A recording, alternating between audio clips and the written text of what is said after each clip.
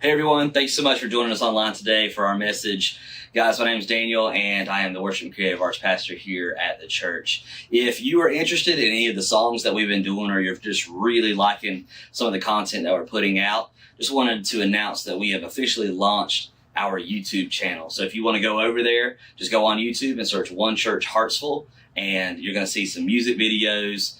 All of these sermons and talks that we've been doing, they're all on there and listed in some databases and libraries. And guys, if you can, subscribe and like. That helps us kind of get the algorithm up and reach more people with the gospel. But with that being said, I hope y'all enjoy the rest of this video.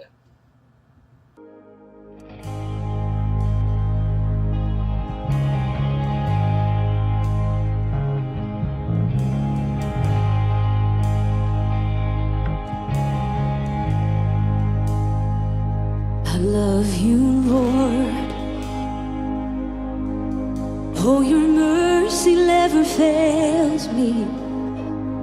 And all my days I've been held in your hands. From the moment that I wake up until I lay my head, oh, I will sing of the goodness of God. All my life you have been faithful, and all my life you have been so good. With every breath that I am able, I will sing of the goodness of God. I love your voice. You have led me through the fire, and in darkest nights you are close like no other. I've known you as a father, and I've known you as a friend, and I have lived in the goodness of God. Yeah. 'Cause all my life you have been faithful. All my life you have been so good. With every breath that I am able, I will sing of the goodness of God. Yeah. 'Cause your goodness is running after, it's running after me. Your goodness is running after, it's running after me. With my life laid down, I surrender now. I give you everything. Your goodness is running after,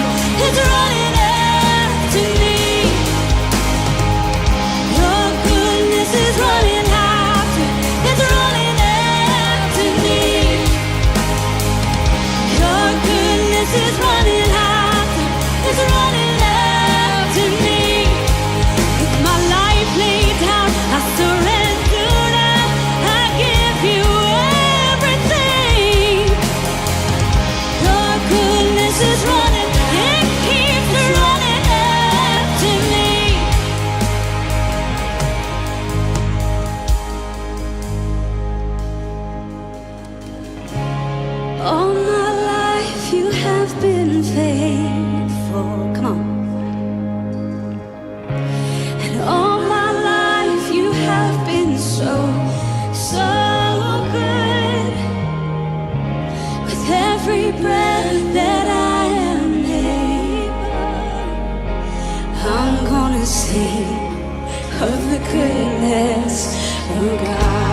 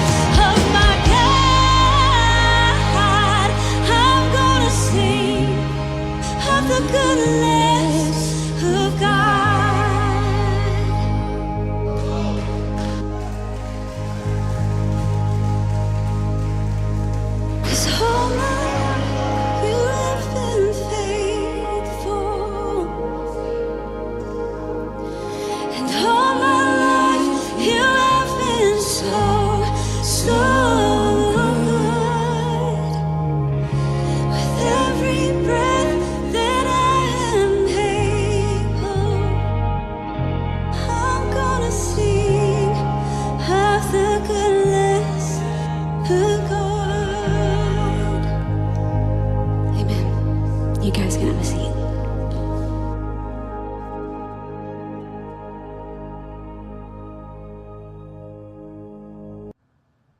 So I went to this timeshare meeting. You know, the kind of thing you go to whenever you go on vacation, but then the trick is for the reduced price, you got to go to this meeting that nobody wants to go to. Yeah, one of those timeshares, if you've ever been to one.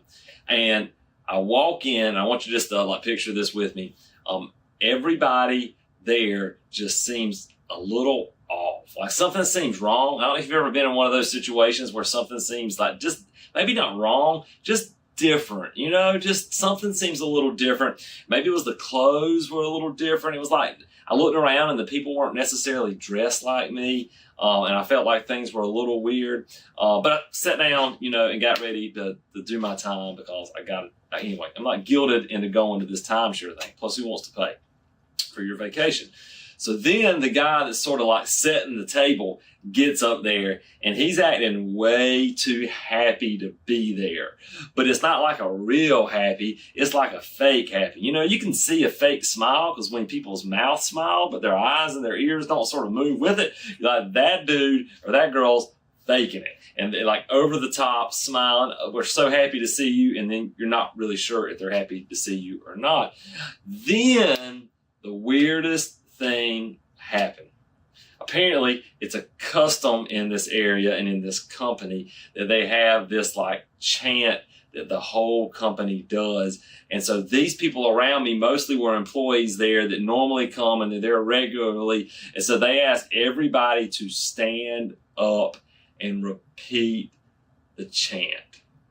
So I'm looking around, looking for chicken bones and like blood to be splashed on somebody and some kind of voodoo curse or something. Because who stands up and does chants in public unless you're on like a horror movie? So anyway, they do that. Then you sit down. Then the dude comes up that's giving the sales pitch. And he's okay for a while, but then at the end, when it's time to try to hook you, and there's no way I'm buying. I come into this knowing there's no way I'm buying. Then when it comes time to make the sale, the guy that's making the sale at the end starts to cry. And you can tell he is a professional manipulator trying to play on people's emotions to get them to buy his product. Did I tell you this was a timeshare? I was just joking, because actually this is what a lot of people think of when they think of an experience in a church service. It's a place they go where people dress differently than they do and something just feels off. There's like a fake forced perfection and happiness that comes across from leaders and people. Then they're asked to stand up and sing in public in a way where they're going to be heard by the people around them, singing songs that were written 300 years ago. Nothing wrong with that. There's nothing wrong. I'm just saying it's sort of weird if you're not used to it. And then a leader gets up and teaches and preaches, and then at the end sort of manipulates with emotion to get people to respond. And so if we were to ask the average unchurched person, finish this sentence, Christians are blank, one of the words that would come to mind is weird. Because many followers of Jesus, or many Christians that they know, the core part of their faith is not so much following the teachings of Jesus, but is showing up at services that look, from outsiders' perspective, as much as we may love or not love church or whatever, as much as we may be used to it, the primary thing that defines their faith and defines who's in and who's out in most people's eyes, no matter what they say, but in their actions, defines who's in and out, is showing up at church services that look a lot like the timeshare meeting I just described to you. Then there's all kind of other things. We might call each other brothers and sisters. There's nothing wrong with brothers and sisters. That's in the Bible. I mean, there's nothing wrong with that. But let's face it. If you walk in somewhere and you're not used to that and people are calling each other brothers and sisters, we think this is some kind of cult where like the preacher's got 18 wives and like everybody here's related. And so it's just weird. It can be very, very weird. Anyway, humans are weird to start with. But when weird humans become religious, it gets very, very weird unless it's really centered on the teachings of Jesus. Now, I want you to hear me out on this, okay? Christians, I really believe this, Christians are not called to be weird. We're called to be different. I want to read a passage to you today that's written to that Jesus is talking here. And here's what he said to some of his followers. He said, or to set up his movement, he says, my prayer, Jesus says, is not, God, he's praying, that you take them out of the world, but that you protect them from the evil one. They are not of the world, even as I am not of it. Here's the concept, one of the early concepts in the Christian faith. Is two words for world. One is creation, the bodies God has given us, planet Earth. God's put us in the world, okay? And that's a good thing. But we're not called to be of the world. What that means is that the power structures, the selfish ambition, the win at all cost attitude that defines the world system shouldn't define us. So we're called to live in the world, but not be of the selfish ambition, win at all cost attitude that is of the world. So Jesus says, God, Father, I want you to leave them in the world. I just don't want you to take on the attitude of the world. Jesus is saying, I want my followers to be different. But different doesn't mean weird in a repulsive cult way. Weird doesn't mean doing things that don't make sense to outsiders. Jesus is calling us to be different. He goes on, and Jesus continues in John chapter 17, verse 20. My prayer is not for them alone, not just the immediate disciples that Jesus had. I pray also for all those who believe in me through their message. If you're a follower of Jesus, that means that Jesus is actually praying for you now. He says, I'm not just praying for these. I'm praying for all my followers in the future. So this is Jesus praying for you. So you might want to lean in on this, that all of them may be one. Father, just as you are in me and I am in you, may they also be in us, so that the world may believe that you have sent me. And so Jesus says the way that the world is going to be attracted, not repulsed, from the Jesus movement is to see people that love other people. Not to see people that set themselves up in some weird subculture. So for us, this is really important. If you've got friends and family that are against coming to church, maybe they're not against the teachings of Jesus. Maybe they don't even know what they are. Maybe they're just against the weirdness of what seems like a Christian cult in their eyes. And so maybe we should be really wise. We're told to take stumbling blocks out of people's ways. So maybe we should focus on getting rid of the weird so they can focus on the difference. between Jesus followers and people that are driven by the world system of win at all costs. Because if we're so weird that they can't see through the weird and notice the difference, then we're messing up. But we're not called to be the same either. We are called to be different. And I want to tell you, I want to describe to you how we're called to be different. The Apostle Paul breaks this down some in the book of Colossians. He says in Colossians chapter 3, verse 5, he's talking to some young followers of Jesus, and he says, "Put to death, therefore, whatever belongs to your earthly nature, sexual immortality, impurity, lust, evil desires, greed, which is idolatry." So Paul says this is the old way. This is the not different way. Okay? And he says all these things, notice, are idols. They're things that we worship. We worship at the idol of sex or lust or porn. We worship at the idol of greed. And he says that's not different. That's normal. But that's who you used to be, Paul says. Because of these, the wrath of God is coming. Because God wants things to be put right. You used to walk in these ways in the life you once lived, but now you must also rid yourselves of all such things as these. Not only, Paul says, should you get rid of the things I talked about to start with, let's add some on top of this, because you're called to be not weird, but different. And by the way, I'm going to pause here for a second, follower of Jesus.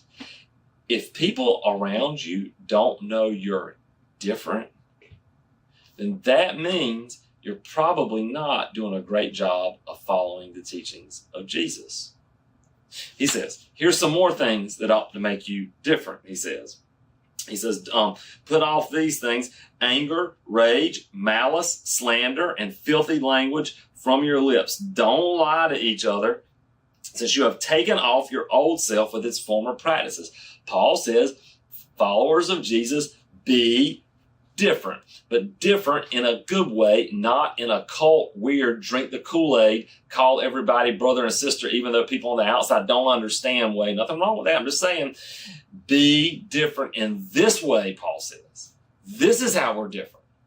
He goes on, and have put on the new self, which is being renewed in knowledge in the image of its creator. Here there is no Gentile or Jew, circumcised or uncircumcised, barbarian, Scythian, slave, free, black, white, Hispanic, rich, poor, white collar, blue collar, this side of the tracks, the other side of the tracks.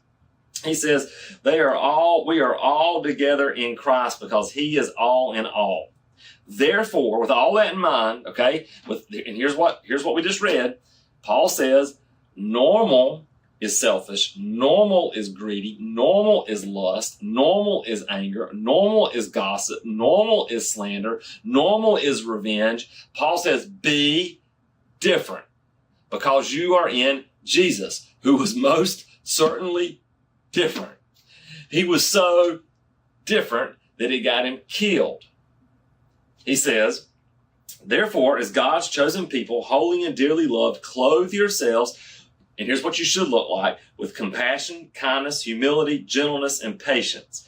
Bear with each other and forgive one another. If any of you has a grievance against someone, forgive as the Lord forgave you. And over all these virtues, put on love, which binds them all together in perfect unity. All right, so the big idea is this. The problem may be this. If you're weird, it's not because you're following Jesus. You're just weird, and that's okay. All right? But don't be weird in a religious way. It's unnecessary. Like, you got your own quirks and you got your own things that make you different. Great. That's how God made you. I'm happy that you like to dress up as Star Wars characters, even though you're 45 years old. Good for you. That makes you different. That doesn't make you a sinner. Okay? But if you think following Jesus means you have to dress up like Star Wars characters to go to church, or maybe you got to dress up in a tie to be approved by God, or maybe you got to do certain religious things, then that's a problem. If you're weird because you think that's the requirement to get into heaven, that's a problem. What Jesus has called you to be is not weird, but different. And if the people around us don't think we're different, no wonder they're not paying attention to Jesus, because Jesus said the way that people will know we belong to him is that we love each other like Jesus loved us, which is different than normal love. but it's different in a good way. It's not different in a weird way that makes people want to run away and never come back. It's different in a way that attracts people. It's different in a way that compels people. Now, it may make the people that are committed to the win at all cost mantra and attitude angry. That's what happened with Jesus. But to the normal people, to the hurting people, to the lonely people, the Jesus way of being different is so attractive, and it draws people in. So I want to give you 4 things that Christians should be really good at that ought to make us different. Then I'm going to talk about one of them briefly, and then we're going to get out of here, okay? Even though you're not actually anywhere because we're online. So you can stay where you're at if you want to. Okay, here we go. You ready? 4 things that followers of Jesus ought to be good at that make us different. You ready for them? Forgiving, giving, throwing parties, and being at funerals. Bet you didn't see those 4 going together, right? Okay, but I want to explain them, and I want to tell you why. There's more than this. This is just the beginning. Forgiving, giving, throwing parties, and being good at funerals. All right, forgiving and giving. Actually, let's go backwards. Let's go with the funeral one first. You know, we're told to mourn with those who mourn. One of the things that's happening more and more in our culture, I get to see this, is that people are having to grieve alone. Because they don't have family, they don't have extended family, and they definitely don't have church family. But one of the sad things is this. I know that followers of Jesus, maybe we're new to this, or maybe we're just figuring our way through it, or maybe we think times have changed. See people around us that are hurting, and we say it's none of my business to go be with them. Like they can handle this on their own. It's a private matter. Jesus commanded, we're taught, this is explicit, this is what we're told to do, that we are called to go to the people who are grieving and weep with them. Christians should be when somebody passes away in a family, you know, they put the little white ribbon or the funeral signs out front. Christians should be the one that go to that house. And here's what you can do. You ready? 1, you can sit by that person and just shut up and be there. Like, you should be good at that. It's a skill, follower of Jesus. Weep with those who weep. You know what else you can do? You can go and you can start silently doing things that help. You can take out the trash. You can clean the dishes. You can take care of the children. You can play with the kids. You can do things that help. And when the worst day of somebody's life springs on them, we should be the people that show up at their door first. You know why the Red Cross is called the Red Cross? It's because of the man that died on the cross. And followers of Jesus are the kind of people that are supposed to show up when disaster and tragedy strikes. We should be different because of that. While the world would say, avoid thinking about pain and avoid thinking about sorrow. And I'll go and I'll watch my Netflix, which is great, or I'll go and I'll play my video games, which is awesome, or whatever it is that we do. That may be easier, but we're called to be different. Followers of Jesus should be really good at celebrating. I didn't say get drunk. I didn't say act stupid. And I didn't say do anything that you regret. Remember, Paul says that's normal, but we're no longer normal. We're different.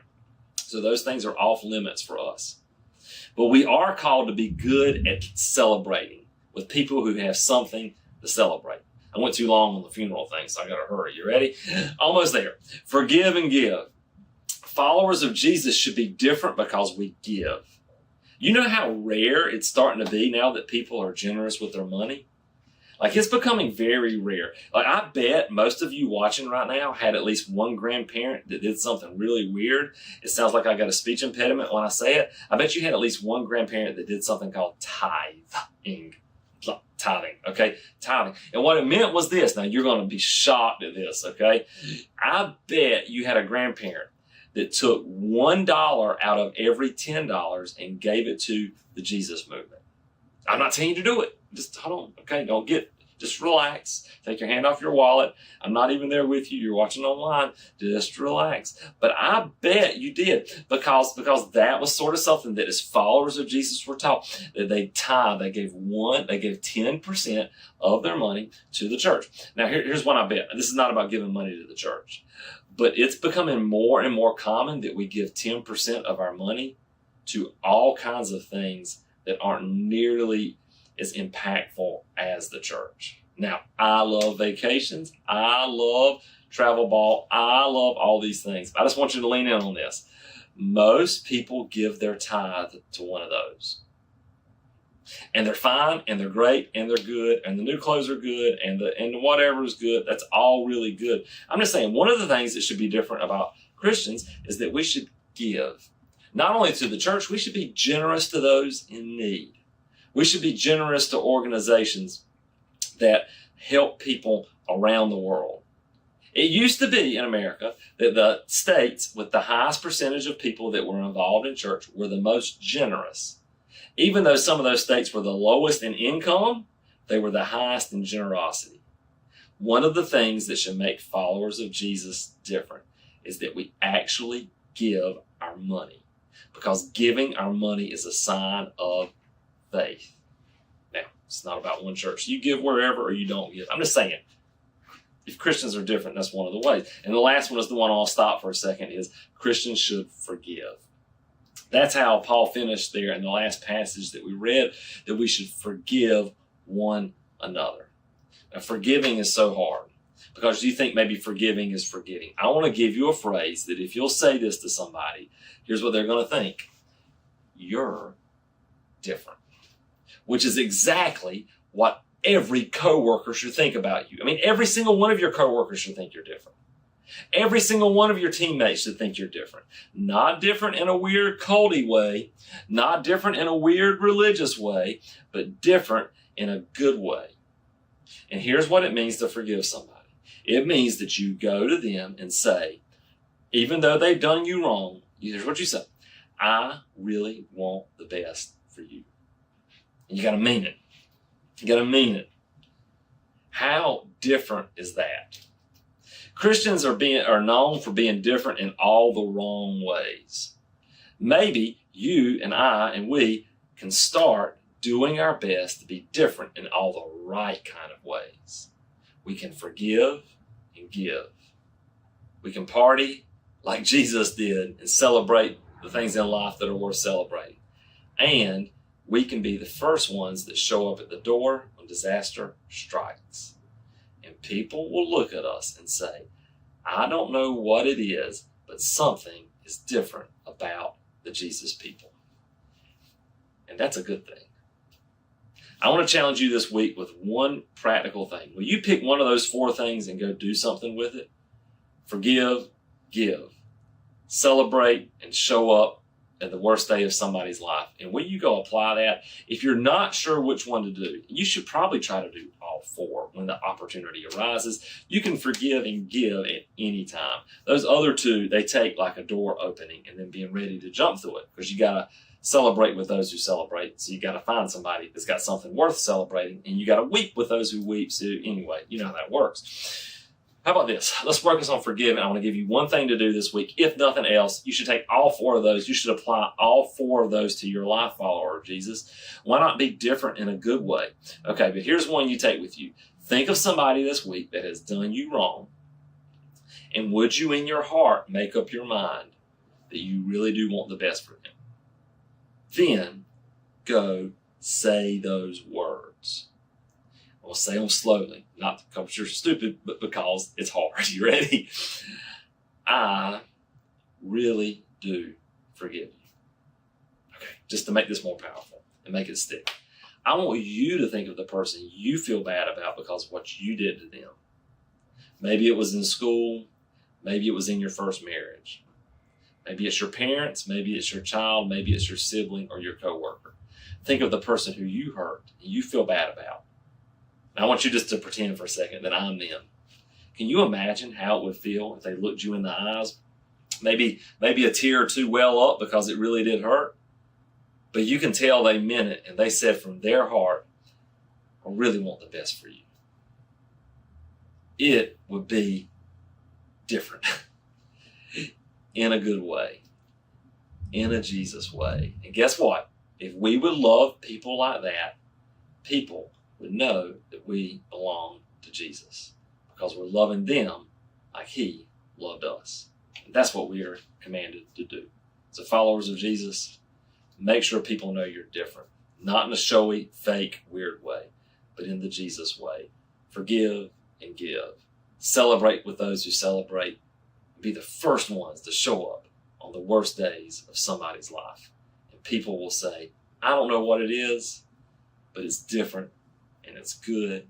And then we can say, it's actually Jesus. We'll see you next week, everybody.